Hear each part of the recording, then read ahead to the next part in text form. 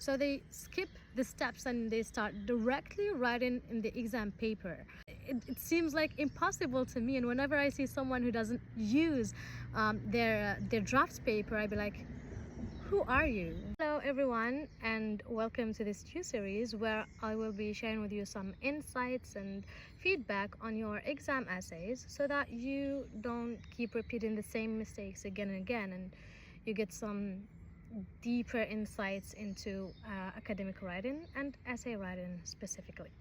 So for the first step, we have already talked about it before, and I mentioned that when you get the exam question, the first thing you do is that you highlight the keywords, whether it is 2, 3, 4, whatever.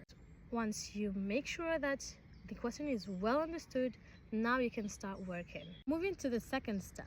Once you have settled on the keywords and you are now ready to start answering the question, the first thing you do is brainstorming. Many students don't apply this in writing, especially at exams. They feel like they have to be quick and that time is passing and that they need to start writing. So they skip the steps and they start directly writing in the exam paper. I mean, how do you do that? Like, I always wonder, how can people write the answer, the essay, directly on their exam paper? It seems like impossible to me, and whenever I see someone who doesn't use their draft paper, I'd be like, who are you? I mean, how do you do that? And why do you do that? Okay, so this is exactly what I want to tell you about, because when you start writing directly on the exam paper, then your ideas will somehow sound or be chaotic. You would definitely lack cohesion and coherence, because sometimes you start writing whatever comes to your mind at first, and then you move to the next paragraph, and then you remember something about the first paragraph, and then you just mention it because you cannot go back and put it in the first paragraph, and sometimes you are at the very end, and sometimes so that's why I advise you to use the draft paper and to follow these particular steps. Brainstorming again.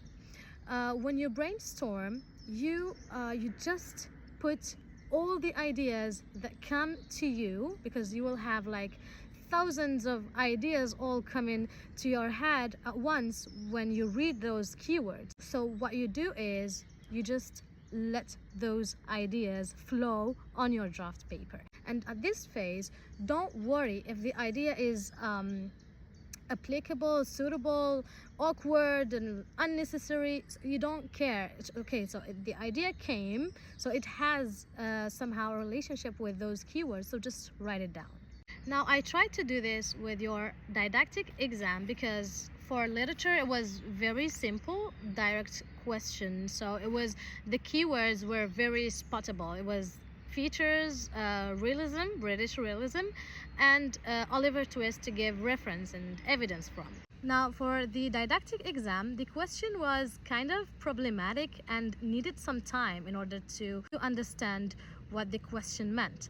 So for some students, just when they spot students' emotions, cognitive and personality attributes, they think that these are the keywords, when in fact the keywords were discuss the significance. So here, when someone says discuss the importance of something, it means, why do you think something is important? So it's why. Okay, it's just significance. Why is something significant?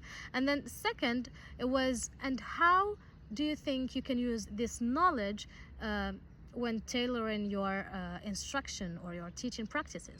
Now, I tried to do some brainstorming on the exam question of didactics, and this is how my brainstorming generally look like.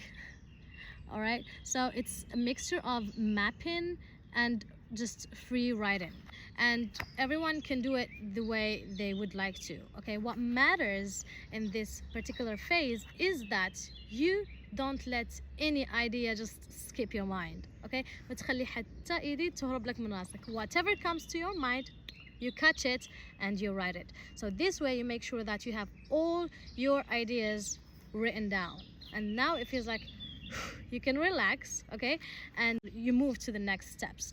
And believe me, it wouldn't take you that long. It can just be, you can do it in just like 5 to 10 minutes. And then this doesn't mean that all those ideas would necessarily be included in my essay. No, as I move to the next step, I may get rid of many ideas, but that doesn't matter at this particular point again. And with this, we will have finished our video on brainstorming. Now tell me in the comments if you have done this step in the exam, or you just brainstormed your ideas directly on the exam paper. Until next time, keep safe.